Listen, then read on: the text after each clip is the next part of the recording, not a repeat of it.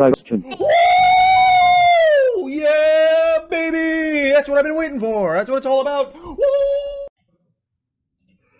So I was watching this video on what a video game looks like for a non-gamer. I used to not understand why. I mean, you just, press a bunch of buttons to play a video game.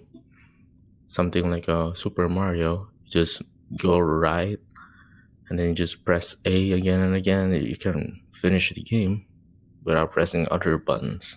So I just don't understand, why don't people know how to play a video game? Even though you haven't played one, it's that easy, right?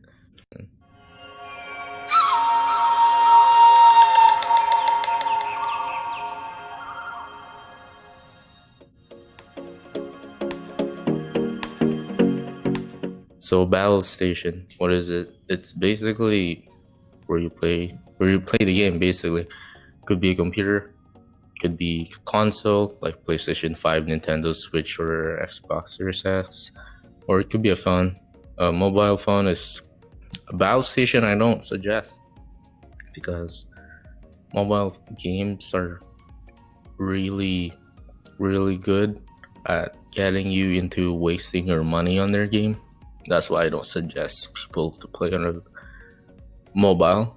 But if you plan to, you can go use something like a GeForce Now or Stadia, which basically Stadia and GeForce Now is basically you stream somebody else's computer, so it's technically PC gaming either way.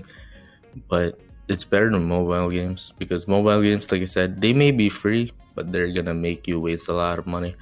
So obviously my recommendation is a computer. You can do a lot of things in a computer. You can, I don't know, web browse. You can not only play games, basically you can make a document, but you cannot do that on a console. On PlayStation 5 I couldn't make a Google Docs. Maybe on your phone you could, but like I said, I don't really suggest mobile gaming, if you ask me. But at the end of the day, it doesn't matter where you play, seriously. As long as you think it's fun or you're comfortable with it, you should buy it. If you have the budget to buy a gaming computer, go for it. But does it really matter at the end of the day, in my opinion? Maybe it does for people that are nitpicky, who has a higher graphics, what has the, what do they call this? Exclusive. Oh wow, this game has God of War, so I'm gonna play it. Doesn't matter, especially when you haven't tried video games. Doesn't matter where you play. So yeah, that's it.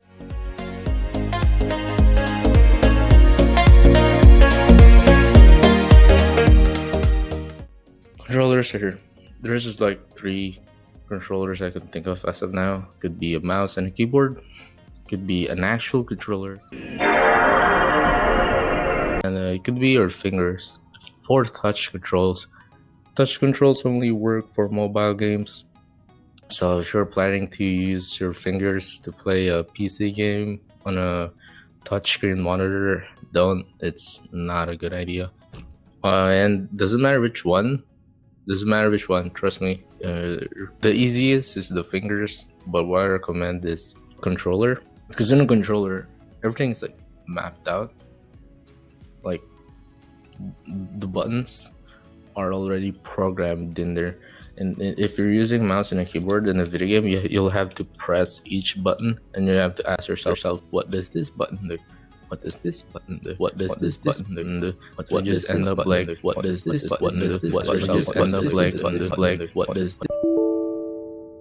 Really, you might accidentally press a very important button like Alt F4 or something, and the game just closed itself. You know what I mean. But controller is what I suggest, because anything you press there, it does something. It's already programmed to do something, and it's just easier to learn, because like I said, in a controller, everything's in there. You don't have to question yourself, what does this button do, right? So yeah, end of the day, it doesn't matter. Just use the one you have, and if you don't have one, I suggest buy a controller. But if you have a mouse and a keyboard, it's okay. But if you have fingers, you just buy a controller, man. It's better.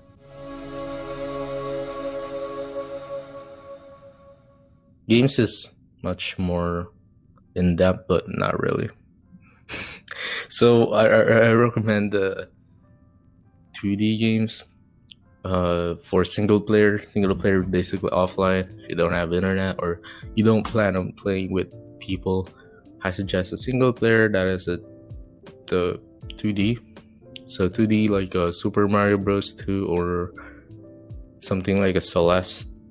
But I believe Celeste is too hard, but it would work for you. Maybe you're good enough. If you're trying to play online or locally, I would recommend a game like Outcasters. So Outcasters is basically a party game that is easy to learn and fun, and that's what you should try playing. You should try playing something that is just easy to play and looks fun. I know you wouldn't know on the get-go, like, oh, this game is easy to play.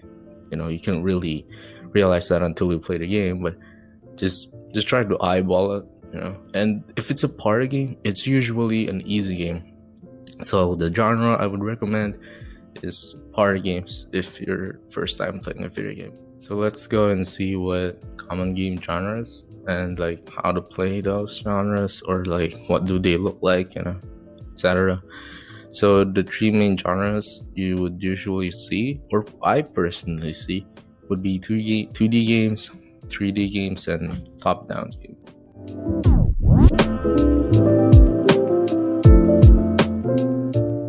2D games are the kind of games that are 2D. Usually, the buttons you use are the arrow keys, or the A and the D on the keyboard. It could be WASD, but not usually. The most popular 2D game you would usually see are platformers, which is in the name. A game that is full of platforms that you can jump in, you can dash, you can walk, you can platformers. It's just full of platform. You do whatever you want. Not a popular one, but what I would recommend you should play would be Swordigo. So Swordigo is like a Legend of Zelda, or I know you might not know what Legend of Zelda is. And then you solve puzzles, and then you beat bosses. And then there's a risk and reward, etc. It's very fun. It's easy to play, and it's actually on mobile. So, hey, if you're planning to play on your phone, yeah, try Swordigo. It's a really good game. It's really fun and easy to learn.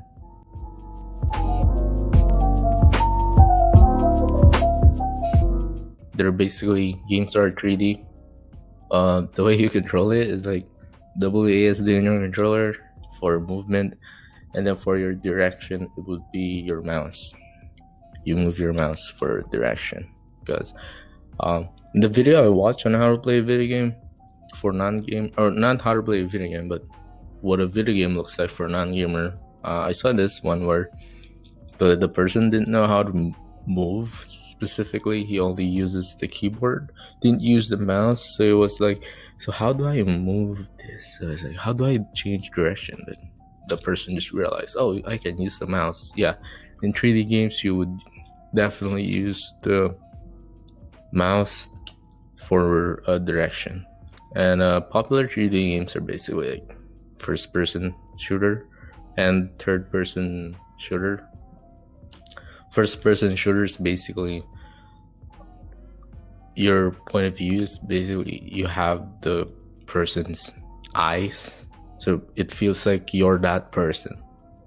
That's basically it. You can see his hands.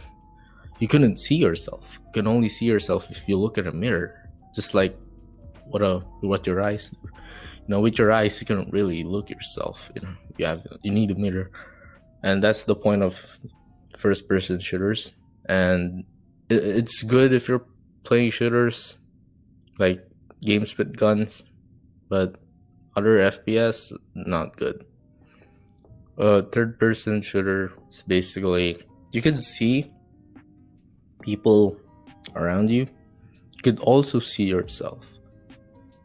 You could see something that the normal character couldn't see. For example, you're hiding in a crate. If you're hiding in a crate, you can see people outside the box, outside the crate. But your main character couldn't see what's, outside the box. Only you could. And that's the point of third-person games. They both have the same, mapping. Like said, WASD for movement, mouse for direction. That's pretty much you're gonna need to know. And then there are tutorials in every game anyway. They're just gonna tell you what specific does what, but there are specific times where even though they give you tutorials, there are still like button mappings on the keyboard that they didn't say that you could actually use. Like for example, holding shift makes you run. I don't know why they don't show that, but it took me back then, it took me like 2 games for me to realize that, oh, if I press shift, my character runs. So yeah, you might encounter that. So you have to press every button, even though the tutorial already said what button works. You have to try everything just so you would know how to use other stuff. And if you don't want to, just go to option and look for the button mapping. You'd see it in there. Last but not least, top-down games.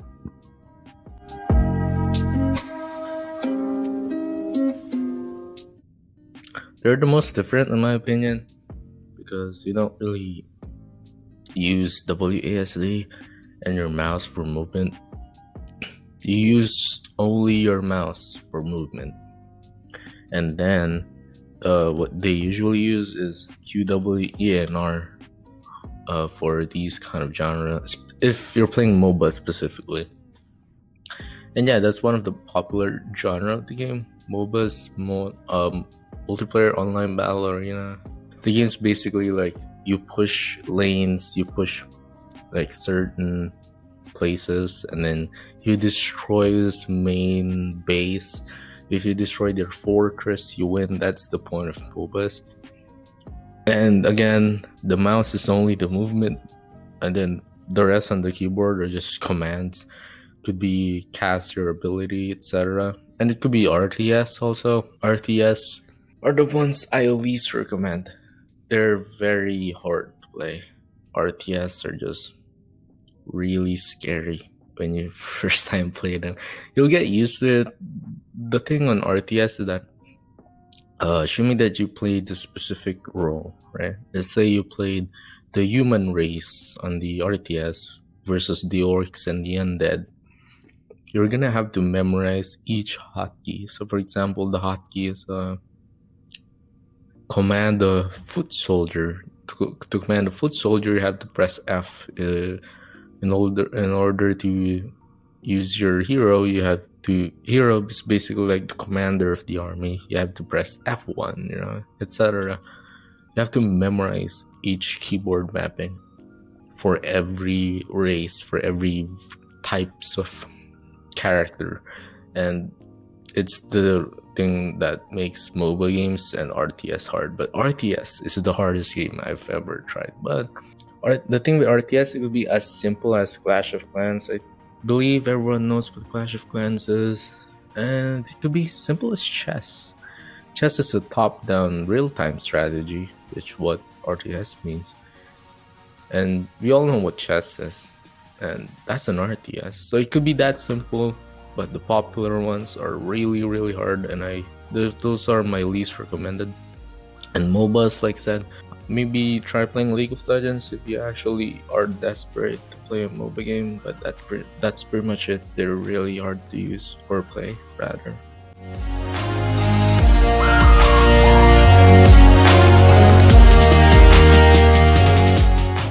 The only common issues I found playing video games, it's like I said, there are buttons in your keyboard that you didn't know that works, and I think that's pretty much the issue you'd found. But I was watching this video on what a video game looks like for a non-gamer, and I saw a bunch of issues, like the players trying to use logic.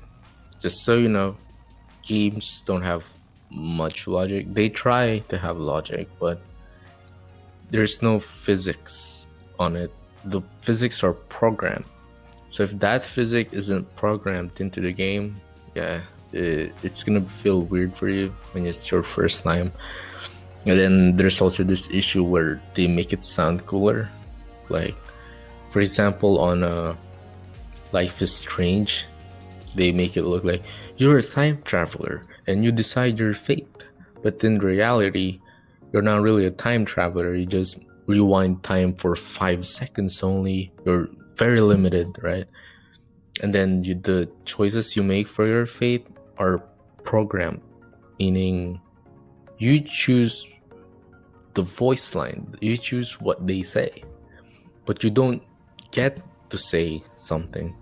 So you only choose one of the questions. It's like a multiple choice, and they make it sound like, oh, you can decide your fate, you can do what you want, every decision will give a different outcome. Yeah, it will, but it's not as cool as it sounds. So that's one of the issues I've seen, and that's one of the issues you'd encounter. So I'm just giving a heads up for that. And yeah, that's pretty much it for this video.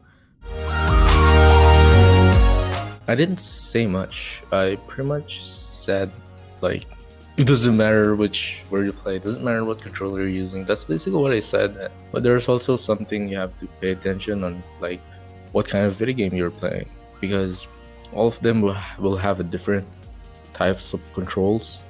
Not every game are like the same. This is what I'm trying to say.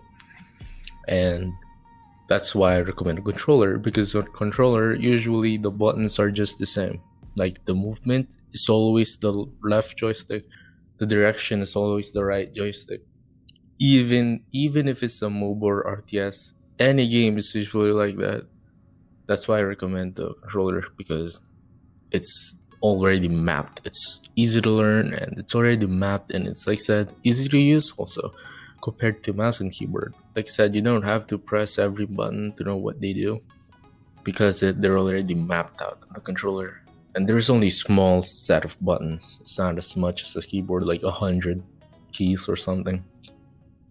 So yeah, that's it. Bye.